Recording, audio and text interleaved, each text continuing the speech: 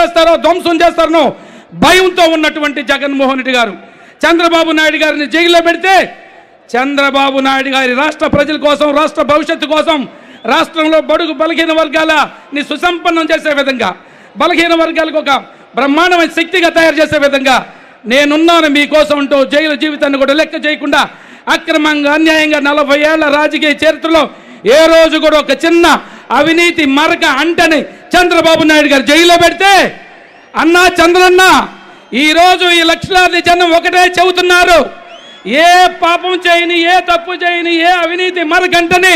ధీరోదాత్తుడు, ప్రజా పరిపాలకుడు, అగ్రహం రాష్ట్రాభివృద్ధి కృషి చేసినటువంటి, లేదా తెలుగు ప్రజల్ని ప్రపంచానికే పరిచయం చేసి ప్రపంచంలో, ప్రపంచ పటంలో ఆంధ్రప్రదేశ్ ఒకటి ఉంది. ప్రపంచంలో ఏ దేశానికి వెళ్ళి చదువుకొని ఉద్యోగాలు చేసి ఆ కుటుంబాలను కాపాడేటువంటి శక్తి మాకుంది. అలాంటి శక్తి ఇచ్చిన చంద్రబాబు నాయుడు గారి కోసం, మా కోసం జైలు జీవితం గడిపినటువంటి, జైలుకి వెళ్ళినటువంటి